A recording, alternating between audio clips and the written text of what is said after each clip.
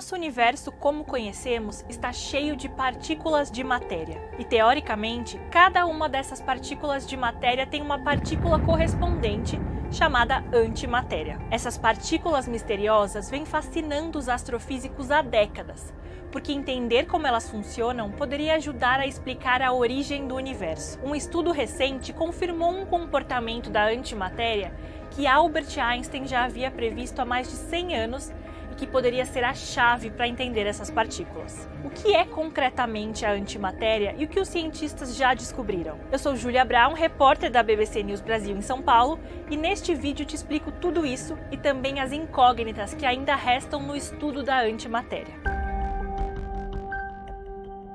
Para entender o que é a antimatéria, precisamos primeiro deixar claro o que é a matéria. Tudo o que existe no mundo é feito de partículas de matéria. Todos os objetos da vida cotidiana que podemos tocar estão feitos de matéria. E as partículas de matéria podem formar desde um átomo até planetas, estrelas e galáxias. O que os cientistas explicam é que quando houve o chamado Big Bang, a grande explosão que teria dado origem ao nosso universo, houve a produção de matéria e da misteriosa antimatéria na mesma quantidade. A explicação científica simples é de que a antimatéria é o oposto da matéria. É um conceito que naturalmente causa muita confusão e fascinação entre os cientistas. As duas são incompatíveis entre elas.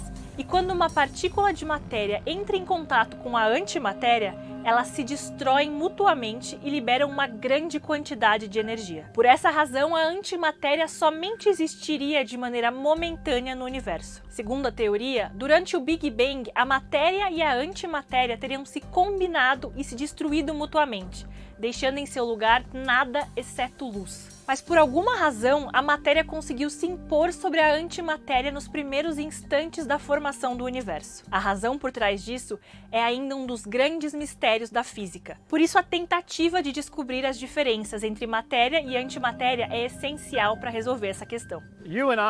Bom, então você e eu e tudo o que conhecemos, como esta maçã, são feitas do que chamamos de matéria. Mas há outra possibilidade no universo, que é a antimatéria, um tipo de versão igual, mas oposta, da matéria que conhecemos e que supostamente foi criada em quantidade igual no Big Bang. Mas estaríamos todos mortos agora se fosse realmente antimatéria. O problema é que essas duas coisas não coexistem e que por alguma razão somente uma sobreviveu ao Big Bang. Então temos muitas questões sobre essa coisa. É realmente a mesma coisa? É o mesmo se você observar de perto? Se comporta sempre exatamente da mesma forma?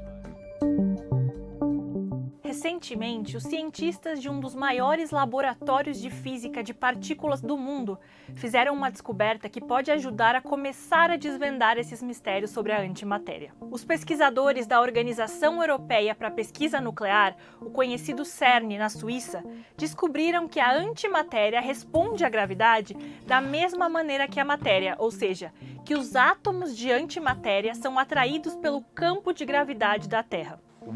O que acontece quando deixamos isso cair? Até hoje ninguém sabia. Esta é a primeira vez que conseguimos realmente medir o que acontece se eu produzir alguma antimatéria e deixar cair. Mas não posso fazer uma maçã. Posso criar alguns átomos, do mais simples átomo, antihidrogênio, e isso é o que fizemos nessa experiência. Criamos alguns desses antiátomos, seguramos eles por algum tempo e então os deixamos cair. E a resposta é que até onde pudemos observar, eles caem da mesma maneira no nível de precisão deste experimento.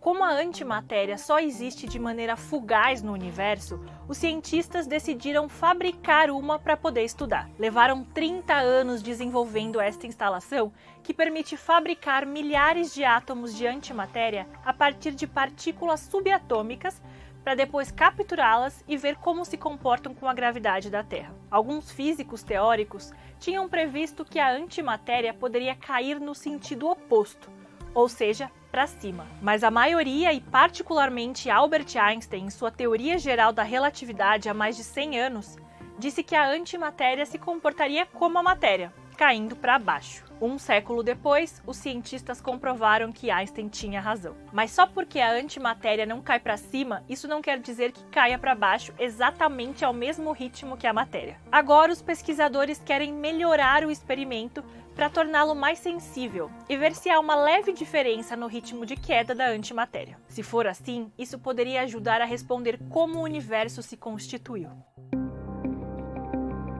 Uma das questões que os cientistas tentam responder é porque, se tanto matéria quanto antimatéria foram produzidas em quantidades iguais no Big Bang e deveriam ter se destruído mutuamente, de alguma maneira a matéria acabou se impondo nesses primeiros instantes. Esse é um dos grandes mistérios da física atualmente. E há outras incógnitas muito mais profundas em debate pelos cientistas. Por exemplo, eles se perguntam o tamanho da antimatéria, em que lugar do universo seria possível encontrá-la e até mesmo se pode haver um anti-universo. No momento, os físicos acreditam que descobrindo as diferenças e as semelhanças entre matéria e antimatéria, a humanidade poderia finalmente explicar a origem do universo e sua própria existência. Com isso eu fico por aqui. Obrigada pela audiência e continue acompanhando a nossa cobertura no nosso site bbcbrasil.com, no nosso canal no YouTube e nas redes sociais. Até a próxima!